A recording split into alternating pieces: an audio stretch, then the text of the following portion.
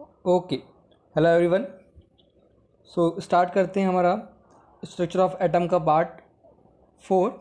Last video में हम लोगों ने फोटो इलेक्ट्रिक इफेक्ट, उसका dual behaviour of electromagnetic radiation और ये लॉ ऑफ कंजर्वेशन ऑफ ये वाला इक्वेशन हमने पढ़ा था। ठीक है, इसी पर बेस्ड हमें अब कुछ न्यूमेरिकल्स करने हैं। सो स्टार्ट करते हैं। एक तो प्लैंक्स कांस्टेंट थ्योरी पे हमें करना है न्यूमेरिकल्स और फोटो इलेक्ट्रिक इफेक्ट वाले एक्सप्रेशन पर। तो स्टार्ट करते हैं 2.6 प्रॉब्लम से। ठीक, पहले प्रॉब्लम में बोला गया 1 मोल फोटोन की एनर्जी निकालना है। ठीक है, फ्रीक्वेंसी आपको दिया हुआ है। अब आपको पता है कि फ्रीक्वेंसी दिया है तो एनर्जी क्या हो जाएगा, एच म्यू होता है। बट जब आप एनर्जी ये निकालते हैं तो ये एक फोटोन का होता है। ठीक है, तो आपने एच म्यू निकाल के एक फोटोन की एनर्जी तो निकाल लिया। अब क्या करना पड़ेगा, एक फोटोन से एक मोल निकालना है तो आपको उसमें एवोगैड्रो नंबर का मल्टीप्लाई करना पड़ेगा। हाँ, तो आपने पहले ये एक फोटोन का निकाल लिया एच म्यू से। अब इसमें आपको क्या करना है, एवोगैड्रो नंबर का मल्टीप्लाई करना है। एवोगैड्रो नंबर क्या होता है, 6.022 इंटू 10⁻23। मतलब एक मोल में इतने 6.022 इंटू 10⁻23 जो हैं फोटोन होते हैं। सो इससे आपका फाइनल आंसर निकल के आ जाएगा। प्रॉब्लम 2.7 में दिया गया है कि 700 वाट का बल्ब है और वो जो है 400 नैनोमीटर की रेडिएशन इमिट कर रहा है। आपको नंबर ऑफ फोटोन निकालने हैं पर सेकेंड। ठीक है, सो सबसे पहले आपको ध्यान रखना है कि पावर दिया हुआ है मतलब 100 जूल पर सेकेंड दिया है। 100 वाट मतलब 100 जूल पर सेकेंड, तो आपको एक सेकेंड का पता चल गया है कि 100 जूल है। ठीक है, हाँ। अब आपको वेवलेंथ दिया है तो आप एच सी बाय लेमडा से एनर्जी निकाल लेंगे। तो आपने एनर्जी निकाल लिया। अब आपको एनर्जी एक फोटोन का पता है ना, और आपको एक सेकेंड की एनर्जी पता है 100 जूल टोटल फोटॉन्स की। तो बस आपको क्या करना है, 100 टोटल का पता है और एक का एनर्जी भी आपको पता है, तो बस उस एक का एनर्जी को आपने डिवाइड कर दिया तो आपको नंबर ऑफ़ फोटॉन्स निकल के आ गए। और क्योंकि ये सारी बातें हमने पर सेकेंड के लिए बात की गई थी तो इसीलिए जो आंसर आया वो हमारा पर सेकेंड में आया। आई होप कि आपको ये आंसर समझ में आया होगा। नेक्स्ट में दिया गया है आपको वेवलेंथ दिया है इलेक्ट्रोमैग्नेटिक रेडिएशन का 300 नैनोमीटर। ठीक है, जो कि मेटल सरफेस सोडियम के ऊपर गिरा और जो इलेक्ट्रॉन एमिट हुआ उसका काइनेटिक एनर्जी है 1.68 10⁵ जूल पर मोल। अब पर मोल दिया है तो आपको यहाँ पे एक काम करना है, इस पर मोल को जो है एक फोटोन का निकालना है। ये एक मोल का दिया हुआ है ना, तो आपको पहले इसको कन्वर्ट करना है एक फोटोन के लिए। ये एन नंबर ऑफ फोटोन के लिए दिया हुआ है तो आपको क्या करना है, एन से डिवाइड करना है इसको, है ना। तो जब आप इसको एन से डिवाइड करेंगे तो क्या होगा, जो वेवलेंथ दिया है उससे आपने एच सी बाय लेमडा से एनर्जी निकाल लिया है ये। ठीक है, इसमें अलग तरीके से क्या है मैं आपको अलग बता रहा हूँ। एच सी बाय लेमडा तो करना है, उसके बाद आपको क्या करना है, जो आपने काइनेटिक एनर्जी निकाला, ठीक है, उसको आपने डिवाइड कर दिया। बस अब आपको कुछ नहीं करना है, very easiest, H mu equal to H mu naught plus half M V square. आपको ये वाला एक्सप्रेशन का यूज़ करना है। ठीक है, आपको क्या क्या दिया हुआ है, आपको H H C by lambda मतलब एच म्यू से एच सी बाई लेमडा आप कंपेयर कर सकते हैं, तो वो दिया हुआ है। और आपको काइनेटिक एनर्जी दिया है मतलब H C by lambda plus H C by lambda naught equal to H C by lambda naught equal to kinetic energy, ये दिया हुआ है। बस आपको H C by lambda calculate करना है, उसके बाद काइनेटिक एनर्जी को माइनस करना है। अब काइनेटिक एनर्जी कौन सी माइनस करने वाले हम, जो हमने एवोगैड्रो नंबर डिवाइड करके किया है। अगर आप डिवाइड नहीं करेंगे तो आपको 2 बार करना पड़ेगा कैलकुलेशन। ठीक है, तो अब जो answer H C by lambda minus kinetic energy को माइनस करके जो आंसर आया वो आएगा हमारा कुछ इससे डिफरेंट आएगा। ठीक है, इससे डिफरेंट क्यों आएगा, क्योंकि ये पर मोल के लिए आया है और हमें जो निकाला है वो हमने पहले ही काइनेटिक एनर्जी से डिवाइड कर दिया है। बस अब उसके बाद आपको क्या करना है, उस एनर्जी को एच सी बाय लेमडा से कंपेयर करके लेमडा निकाल लेना है, तो आपका आंसर हो जाएगा। नेक्स्ट क्वेश्चन, थ्रेशोल्ड फ्रीक्वेंसी दिया हुआ है मेटल के लिए और काइनेटिक एनर्जी हमें कैलकुलेट करना है और उन्होंने इमिटेड रेडिएशन की फ्रीक्वेंसी भी दी हुई है। मतलब कुछ नहीं करना है, H mu equal to H mu naught plus kinetic energy, है ना। तो H mu minus mu naught हो जाएगा इस तरह से, इक्वल टू काइनेटिक एनर्जी। ये एक्सप्रेशन उन्होंने यहाँ बना लिया है। बस आपको म्यू माइनस म्यू नॉट करना है और एच के मल्टीप्लाई करना है, आपको काइनेटिक एनर्जी निकल के आ जाएगा। आई होप कि यहाँ तक आपको क्लियर होगा। अगर कोई भी डाउट होता है तो आप कमेंट सेक्शन में कमेंट कीजिए, हम उसको फर्दर एक बार फिर से क्लियर करेंगे। अब हम बात करते हैं स्पेक्ट्रम की, ठीक है। तो जो बैंड ऑफ कलर्स आया था, जब वाइट लाइट को स्प्रेड हो जाएगी सीरीज ऑफ कलर में, तो उस बैंड ऑफ कलर को बोलते हैं हम स्पेक्ट्रम, ठीक है। अब स्पेक्ट्रम दो टाइप के होते हैं, कंटिन्यूस स्पेक्ट्रम, एक डिस्क्रीट टाइप का, मतलब लाइन स्पेक्ट्रम। कंटिन्यूस स्पेक्ट्रम में क्या होता है, जो बैंड है वो एक दूसरे के ऊपर ओवरलैप होते हैं। जैसे विबग्योर में वॉयलेट कलर के जस्ट बाद इंडिगो आता है, ओवरलैप करता है, तो इस तरह से वो कलर में कोई गैप नहीं होता है, तो उसको हम बोलेंगे कंटिन्यूस स्पेक्ट्रम, ठीक है। अगर गैप आता है इस तरह से लाइन बन बन के, तो उसको हम बोलते हैं डिस्क्रीट और लाइन स्पेक्ट्रम, ठीक है। हाँ, अब हम बात करते हैं दो टाइप के स्पेक्ट्रम होते हैं, इमिशन एंड एब्सॉर्प्शन स्पेक्ट्रम, ठीक है। अगर कोई स्पेक्ट्रम कब प्रोड्यूस हो रहा है, रेडिएशन के इमिट होने से प्रोड्यूस हो रहा है, ठीक है। हाँ, तो उसको हम बोलेंगे हम एमिशन स्पेक्ट्रम। इसके लिए कंडीशन ये है कि जो भी रेडिएशन को इमिट कर रहा है उसने पहले ही लाइट को एब्जॉर्ब कर रखी, एनर्जी को एब्जॉर्ब कर रखी, ठीक है। दैट हैज़ एब्जॉर्ब्ड एनर्जी, उसने पहले ही एनर्जी को एब्जॉर्ब किया हुआ है, वो एक्साइटेड स्टेट में है, और जब वो डाउनवर्ड स्टेट में आएगा तो एनर्जी इमिट करेगा। तो ऐसे केस में इसको हम क्या बोलेंगे, एमिशन स्पेक्ट्रम बोलेंगे। अब एब्जॉर्प्शन स्पेक्ट्रम में क्या होगा, जब हम एनर्जी देंगे और वो एब्जॉर्ब करेगा अपने आप को, तो उसको हम बोलेंगे एब्जॉर्प्शन स्पेक्ट्रम, ठीक है। यस, अब हम बात करते हैं स्पेक्ट्रोस्कोपी की। तो ये जो एमिशन और एब्जॉर्प्शन को स्टडी करने के लिए जो ब्रांच है, ठीक है, उसको हम बोलते हैं, उसको जनरली स्पेक्ट्रोस्कोपी बोला जाता है, ठीक है। अब लाइन स्पेक्ट्रा क्या होता है, जब हम किसी एटम के लिए स्पेक्ट्रा निकालते हैं, ठीक है, गैस फेज में, तो वो एटॉमिक स्पेक्ट्रा उसको बोला जाता है, और उसी को हम लाइन स्पेक्ट्रा भी बोलते हैं। ये जनरली कंटिन्यूस नहीं होता है। सो लाइन इमिशन स्पेक्ट्रा, है ना। लाइन इमिशन स्पेक्ट्रा से हम क्या कर सकते हैं, एलिमेंट की आइडेंटिटी को पता कर सकते हैं। जैसे फिंगरप्रिंट हर ह्यूमन बींग का अलग अलग होता है, वैसे ही लाइन इमिशन स्पेक्ट्रा हर एटम का, हर एलिमेंट का अलग अलग होता है। तो हम स्टैंडर्ड से कंपेयर करके आइडेंटिटी बता सकते हैं कि कौन सा एलिमेंट और कौन सा एटम है। इस टेक्निक को सबसे पहले जो यूज़ किया था वो है रॉबर्ट बंसन ने। अब हम बात करते हैं लाइन स्पेक्ट्रम ऑफ हाइड्रोजन। तो जब डिस्क्रीट फ्रिक्वेंसीज को देखा गया और ऑब्जर्व किया गया, तो हमें, ठीक है, बाल्मर सीरीज मिली। बाल्मर क्यों बोला गया, क्योंकि साइंटिस्ट का नाम था बाल्मर, ठीक है। तो उन्होंने ये ऑब्जर्व किया कि जो है वेव नंबर इस इक्वेशन को फॉलो कर रहा है, ठीक है। इस 109677 को हम बोलते हैं राइटबर्ग कांस्टेंट। ये 1/2 माइनस 1/n²।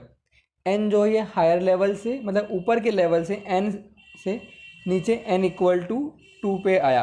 ये किस तरह से, आप फिर से समझिएगा कि एनर्जी लेवल है इस तरह से, तो किसी हायर लेवल n से लोअर लेवल पे आया n इक्वल टू 2 पर, तो उसके लिए हमने ये फॉर्मूला यूज़ किया। और ये जो लाइन दिख रही है ऊपर से नीचे आते हुए, इसको हम बोलते हैं स्पेक्ट्रल लाइन, और इसको उन्होंने नाम दिया बाल्मर सीरीज़, ठीक है। हाँ, तो इस फॉर्मूला से जो डिफाइन हो रहा है वो बाल्मर सीरीज़ डिफाइन हो रही है। हाइड्रोजन के लिए सबसे पहले यही हुआ था। उसके बाद जनरल फार्मूला आया कि अगर मान लो किसी हायर लेवल n से, n इक्वल टू n से lower level n equal to 1 2 3 4 5 इस पे अगर आता है, तो उन्होंने अलग अलग सीरीज़ का नाम दिया। जैसे n इक्वल टू 2 पे आया तो उन्होंने बाल्मर नाम दिया, वैसे ही n इक्वल टू 1 के लिए लायमन, 3 के लिए पास्टन, 4 के लिए ब्रैकेट और 5 के लिए पफन, ठीक है। ये n1 क्या है, मतलब ऊपर से नीचे की तरफ जो आया, मतलब ऊपर जो लेवल है वो n2 है, और उससे n1 पे जो आया, तो ये लोअर लेवल जो है n1। अब वो n1 की वैल्यू 1 है तो लायमन, 2 है Balmer, 3 is Paschen, 4 is Brackett and 5 is Pfund. तो जो जनरल फॉर्मूला दिया गया वो वेव नंबर के लिए ये दिया गया कि n2 हायर लेवल से n1 में कोई एलिमेंट का इलेक्ट्रॉन आ रहा है तो उसके लिए हम वेव नंबर का इस तरह से फॉर्मूला निकालेंगे। हमेशा ध्यान रखना, क्योंकि इमिशन हो रहा है मतलब ऊपर से नीचे आ रहा है, तो हमेशा n2 बड़ा होगा n1 से, ठीक है, इमिशन के केस में। एब्जॉर्प्शन के केस में क्या होगा, एब्जॉर्प्शन के केस में नीचे से ऊपर जाएगा, इसलिए n2 छोटा हो जाएगा n1 से। आई होप कि आपको यहाँ तक क्लियर हुआ होगा। ये वैल्यू जो है राइडबर्ग कांस्टेंट का है। अब हम देखते हैं इसका ग्राफ। देखिए, जब ऊपर के लेवल से n = 1 पे आया तो उसको हमने नाम दिया लाइमन सीरीज़, जो कि अल्ट्रा वायलेट रीजन में आता है। उसके बाद अपर किसी लेवल से n = 2 तक कोई इलेक्ट्रॉन आता है तो उसको हम बोलेंगे बाल्मर सीरीज़। अगर अपर लेवल से n = 3 पे आता है तो उसको हम बोलेंगे पास्टन सीरीज। और इस तरह से ब्रैकेट और पफन को भी हम डिफाइन करते हैं, ठीक है। Lyman series ultraviolet region में होती है, बाल्मर सीरीज विजिबल रीजन में होती है, पास्टन इंफ्रारेड में, और ब्रैकेट और पफन भी जो है इंफ्रारेड रीजन में आता है। सो आई होप कि आपको ये क्लियर हुआ होगा। अब हम बात करते हैं Bohr model for hydrogen atom के लिए, ठीक है। तो बोहर ने जो है, नील बोहर ने, उन्होंने प्लैंक्स कंसेप्ट ऑफ क्वांटाइजेशन का यूज़ किया था, है ना, और उसी के थ्रू अपना बोहर मॉडल ऑफ एटम दिया था। अब उनके जो पॉस्टुलेट्स हैं उनमें ये हैं कि इलेक्ट्रॉन जो है हाइड्रोजन एटम का वो न्यूक्लियस के अराउंड मूव कर रहा है ना, और जिस सर्कुलर पाथ में वो मूव कर रहा है उसको हम बोलेंगे ऑर्बिट, ठीक है। अब ऑर्बिट्स की अलग अलग एनर्जीज हैं, ठीक है, और जो कि क्वांटाइज्ड हैं, ठीक है, अलाउड एनर्जी लेवल से वो क्वांटाइज्ड है। सेकेंड पॉइंट ये कहता है कि इलेक्ट्रॉन की एनर्जी टाइम के साथ चेंज नहीं होती है, ठीक है, हाँ, बट क्योंकि टाइम के साथ चेंज नहीं होती, लेकिन इलेक्ट्रॉन अपने लोअर लेवल से हायर लेवल की तरफ जा सकता है, ठीक है। और लोअर लेवल से हायर लेवल में जाने के लिए इलेक्ट्रॉन को एनर्जी क्या करना पड़ेगा, एब्जॉर्ब करना पड़ेगा, ठीक है। और हम उसको उल्टा भी समझ सकते हैं कि ऊपर से नीचे आने के लिए इमिट करेगा एनर्जी को, और नीचे से ऊपर जाने के लिए एब्जॉर्प्शन होने के लिए एनर्जी को एब्जॉर्ब करेगा। उन्होंने बताया एंगुलर मूवमेंट वाला कंसेप्ट, अभी हम फोर्थ पॉइंट में उसको पढ़ते हैं, ठीक है। उन्होंने कहा कि एक एनर्जी लेवल से E1 से अगर दूसरे एनर्जी लेवल E2 में जा रहा है कोई, ठीक है, तो उनमें जो एनर्जी डिफरेंस है वो डेल्टा E होगा, और उस डेल्टा E को हम hμ से इक्वेट करके कैलकुलेट कर सकते हैं फ्रीक्वेंसी। इसी एक्सप्रेशन को बोलते हैं बोहर्स फ्रीक्वेंसी रूल, ठीक है। फोर्थ पॉइंट उन्होंने दिया एंगुलर मोमेंटम का। उन्होंने कहा कि एंगुलर मोमेंटम जो है क्वांटाइज्ड है। क्वांटाइज्ड मतलब वो n का मल्टीपल है ना, 1 2 3 का। अब क्वांटाइज है और किसका मल्टीपल है, वो मल्टीपल है h/2π का। मतलब angular momentum is equals to n into h/2π। इस तरह से इसको हम क्वांटाइज्ड बोल देंगे। आपको ये क्लियर हुआ होगा। अब उसके बाद बोहर ने फिर अपना जो थ्योरी दिया हाइड्रोजन एटम का, उसमें उन्होंने फिर पॉस्टुलेट्स के बाद में इस थ्योरी को एक्सप्लेन करते हैं। उन्होंने वो कहा कि स्टेशनरी स्टेट इलेक्ट्रॉन का जो है वो n = 1 2 3 4 से हम बता सकते हैं, ठीक है। और ये जनरली इंटीजर्स ही हैं, मतलब 1 2 3 4 वाले नंबर ही हैं, फ्रैक्शन नहीं है, पॉइंट वाले नहीं हैं, ठीक है। इन n वाले नंबर को उन्होंने नाम दिया principal quantum number. Second point उन्होंने कहा कि रेडियस जो है किसी स्टेशनरी स्टेट का, n स्टेट का, हम n² a0 से डिफाइन कर सकते हैं, ठीक है।